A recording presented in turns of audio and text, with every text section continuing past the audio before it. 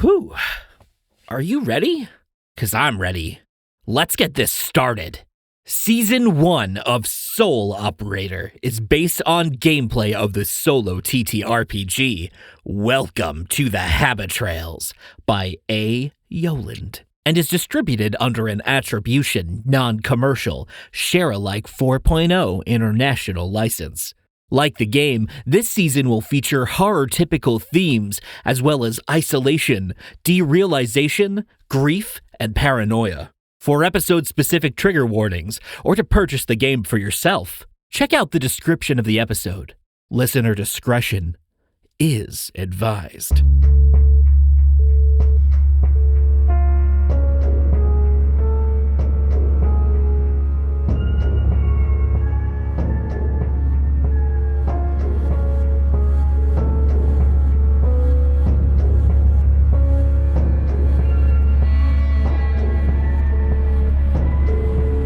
Episode 1. The Awakening. The Awakening. The Awakening. The Awakening. Come on. Come on. The light's on. I think it's working. It would really suck if this isn't working. If I have to re-record this, I think I might actually lose my mind. Well, more than I've already lost it, which, to be clear, there isn't much left for me to lose. You know, past me could have really spent more time Googling random stuff like how to use a tape recorder. Maybe I did. I guess I wouldn't know. It's not exactly intuitive. Anyway, there are exactly 2 things that I'm completely sure of, and 2 things only. My name, it's Tessa Whitlock, and I'm 22 years old. I don't even know when my birthday is. Isn't that strange? I don't remember who gave me my name, where I was born, what I did for work. Most importantly, I don't know where I am, or how I got here. I woke up on the hardwood floor of the living room. My body ached as though I'd been laying there for hours, raised patterns pressed into my skin like scarring. Once I started to blink the sleep out of my eyes, the first thing I noticed was that I didn't recognize anything around me. The second realization came swiftly, crushing any other thought that had started to form. I couldn't remember anything at all. At first, I was worried that maybe I'd concussed myself into amnesia, but from what I could tell, I was completely unharmed. Usually, that would be a relief. In that moment, though, it was unnerving. Most people's first reaction would probably be to panic, and I was holding true to that. I couldn't remember anything. No, wait. I don't know if that's the right way to describe it. It's like if someone just reached in and pulled out everything that makes me, me, leaving only the most basic pieces of information. The nerves under my skin felt like they were vibrating. Kind of like when you're tipsy. Your head is swimming and there's a heaviness settling into your cheeks. You can feel that your hands are shaking. You can see your hands are shaking. There's a disconnect, a lag in the information traveling to your brain. They are your hands, but are they? Is your body really your body, your mind really your mind? Mine doesn't really feel like it anymore. It's like I was implanted here in the body of a stranger. And I'm not a little kid. I have to have existed for 22 whole years. That's over 8,000 days of lived experience that I just don't have anymore. Laying it all out like that, I'm handling this a lot better than some other people in my situation. And there are other people in my situation, but I'm getting ahead of myself. When I finally managed to pull myself together as best I could, I got a good look at the living room from my place on the floor. Uncanny Valley isn't typically attributed to places, at least in my mind. Usually it's those weirdly realistic mannequins in the mall or those horrifying stop-motion Christmas specials. See, how weird is it that I remember those things but not what school I went to? Have I traveled a lot? Do I have any siblings? I'm sorry, I just have so many questions. Questions that no one can answer for me. It feels like I'm an unwilling observer of humanity with echoes of knowledge that are just enough to tell me that I'm missing so much of what makes me human. So the living room was uncanny. Like I got dropped into a Wayfair catalog. Not to say that it wasn't nice, it was in an objective way, in a this is a display in IKEA kind of way. Nice couch, nice rug, nice coffee table, weird looking tree lamp in the corner. Ominous words scratched into the wall. Yeah, so my third realization was all the more concerning. Welcome to the habit trails is etched into my wall. Scratched is a more apt word, I think. The lines that form the words are misshapen and jagged as if done in a hurry. Maybe with a sharp stick or something like that. Not the warmest welcome ever, but it did the job, I guess.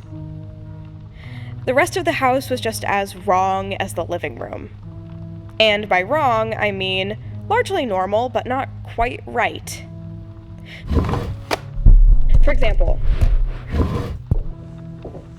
besides the living room and the kitchen, there are no other rooms downstairs.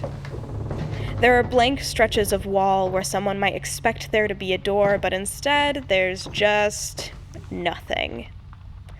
The decorations don't quite fit together either. It's like a thrift store and a Bed Bath & Beyond threw up in here.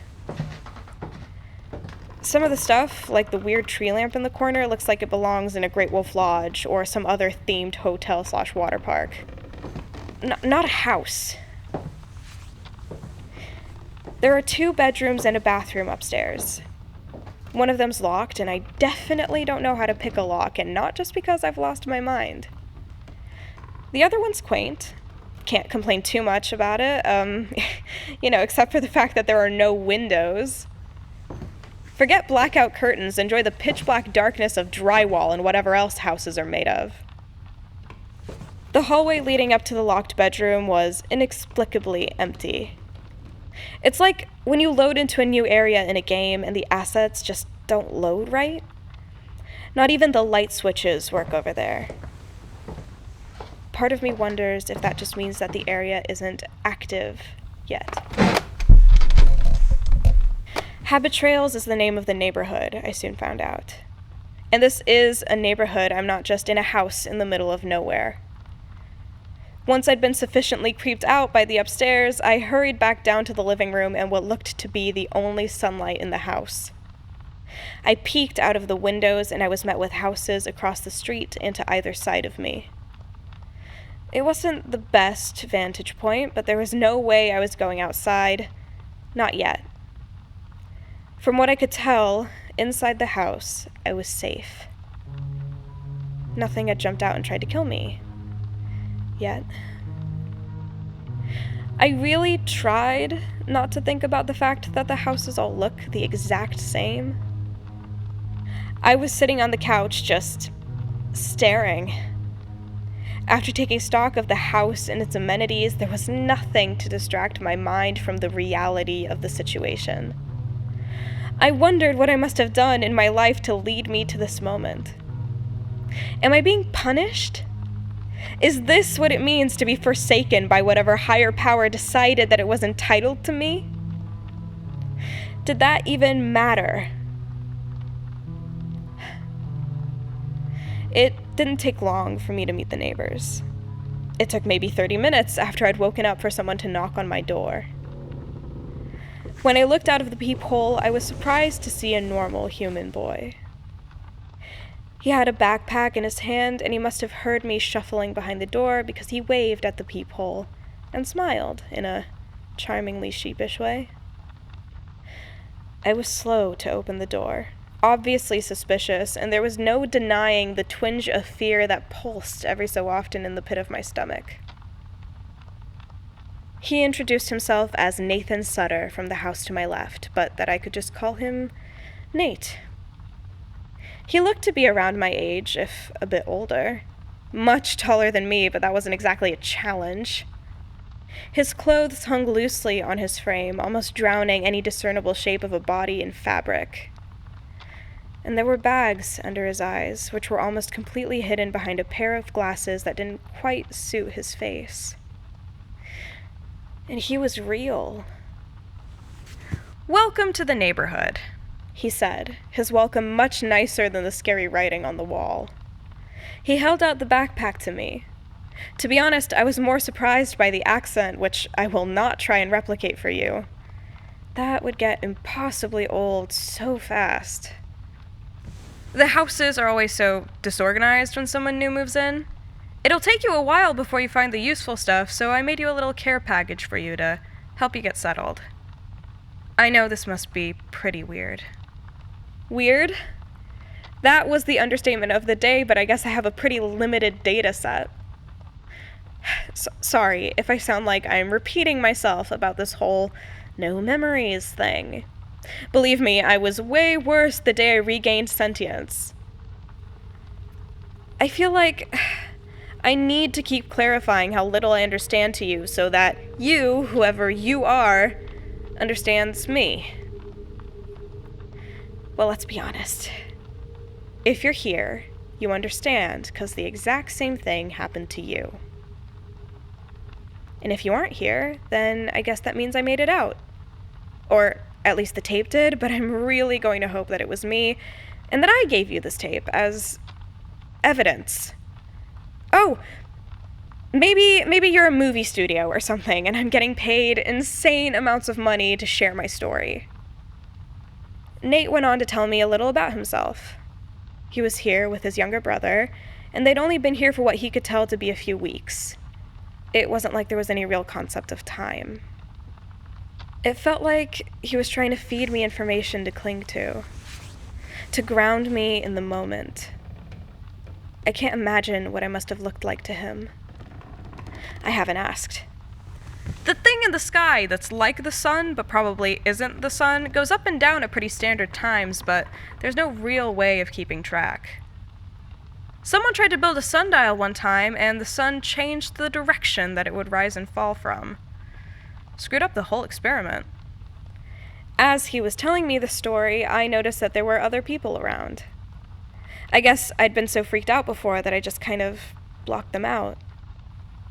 There were more people than I expected, just kind of existing. Walking down the road, hanging out on porches. I even saw a kid that couldn't have been older than 10 sprint past the front lawn, shooting us a quick wave. I took the backpack, and I thanked him. "So I guess I owe you now, huh?" "Not at all. None of us are going to get very far without someone else lending us a hand, so just consider this me being neighborly. There's some food in there, clothes, a few other things. I wasn't really sure what you were going to need. Oh, and there's a walkie in there. Battery operated, so it actually works." "Would it not work otherwise?" I asked, turning the walkie in my hand and feeling the weight of it. He was being so nice to me. The survival instinct in my brain was howling for me to interrogate him, pull as much information out of him as possible to figure out what the fuck is going on, but I hesitated. He didn't seem to know much on that front, and what good would it do him to hide what he knew from me? He answered the questions I did ask easily. "Yeah, unless it's powered by gasoline or Duracell, it won't work.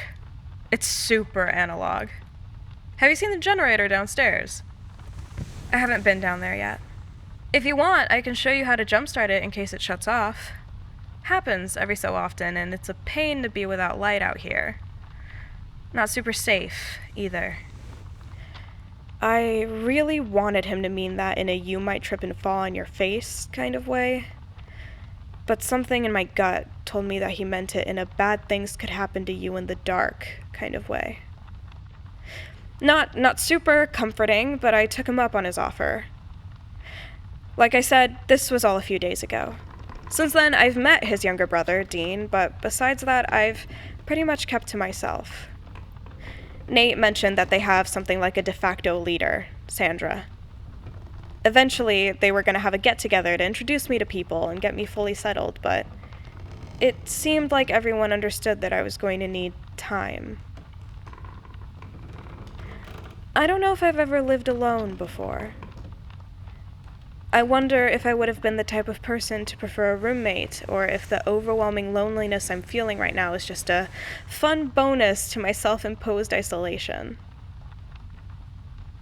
Is it possible to feel homesick for a place you can't even remember? I try not to think too much about the life I lived before this happened to me. From what I can tell, I'm a pretty okay person, so I probably had friends, family. Do they know where I am? Do they even know anything's happened to me, or is this a Narnia situation where I'm going to live my entire life here, and by the time I find my way back, it'll be like nothing has changed? I've called Nate on the walkie a few times in the middle of the night, and he's always awake when I do. I don't think he's okay. I mean, in the way that nobody here could possibly be okay. He's good at pretending, and he probably puts on a brave face for his little brother, but he's always awake when I call. He found a guitar on one of his supply runs, and he figured out that he actually knew how to play. He's pretty good, actually. One night he started to play Wonderwall, though, and I threatened to hang up on him. Glad to see that my memory of internet culture wasn't completely obliterated. All of that aside, things are pretty okay right now. After days of disassociating and hoping for any sense of my identity to come back, I got bored, if you can believe it. You may be thinking to yourself, Tessa, why are you recording yourself? Are you really that narcissistic? And first of all, no. Ouch. You really think I'm the type of person to enjoy the sound of my own voice played back to me? I already told you I haven't completely lost my mind. Yet. No, I'm recording this because I want there to be a record of what happens to me. Even if no one ever listens to these tapes, there's a much higher chance of someone knowing my story if I do something than if I do nothing at all. I really hope that someone does listen to these tapes. I'm not religious, or at least I'm not anymore after getting my brain run through a car wash-style memory scrub. But I think whoever I was would agree that you only really die when you're forgotten. So, if you're listening to this, you are directly contributing to the goal of keeping my memory alive. Go you! Doing this also just feels right in a strange sort of way.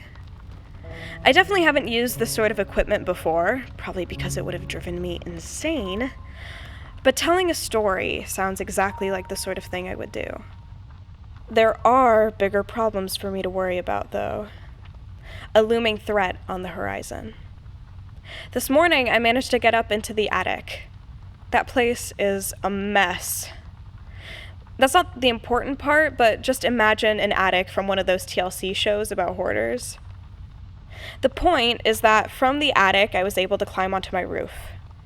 It was really scary and really precarious, but I didn't fall, and I didn't die, which I would consider a win. I just wanted to get a better lay of the land, so to speak. The neighborhood seemed to go on forever. This isn't the only street. The roads seem to twist and wind with no rhyme or reason, and every house looks identical to the rest. It would be too easy to get lost if you aren't careful. The only thing is that the neighborhood doesn't go on forever. Just within eyeshot, I was able to make out what I have creatively dubbed the fog. Surrounding us on every side, there is a thick, lightless fog. The furthest part of it is so large that as the eternal neighborhood fades into the horizon, the fog stands tall to meet it. It swirls gently in the wind, but it doesn't change its intensity. I don't like looking into it.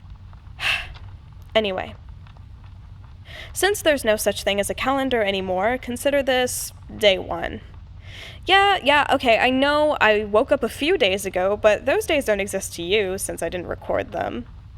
And you can't blame me for that. I only found the tape recorder this morning. Let's all try not to think too hard about the chances of me finding this tape recorder. These tapes, bundled up neatly right in the middle of the attic where they definitely weren't when I went up onto the roof. Things appear and disappear all the time, according to Nate, so why should I worry about what might be listening? Yeah, good idea, Tessa.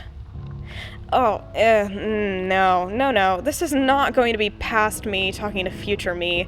That would get way too meta, way too quickly. So, this is just me talking to you. Nice to meet you. You? I'm really scared.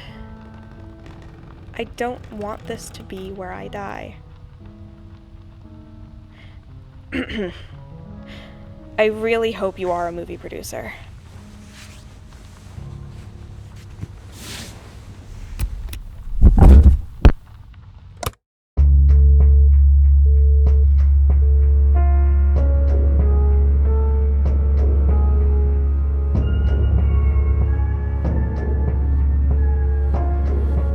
This episode featured Tatiana Gefter as Tessa Whitlock, with editing and music by Jay Stroutman. For more information regarding our show, please check out our social medias under Soul Operator Pod. Season 1 of Soul Operator is sponsored by Knave of Cups. Knave of Cups is an online shop dedicated to supporting inclusion and creativity in the tabletop role-playing community. They carry cards, puzzles, and role-playing games from independent artists and creators all around the globe, including Welcome to the Habit Trails. Use promo code SOUL to take $5 off your next order of $25 or more at knaveofcups.com. A special thank you to our patrons, Tay Tay Hey Hey, Probs Not Hawkeye, Lumi, and Alice N. Wrights. You all help keep the show affordable to produce, and we could not be more thankful for your support. To join them and hear your own name at the end of an episode, check out our $5 and up tiers on our Patreon at www.patreon.com/souloperatorpod.com.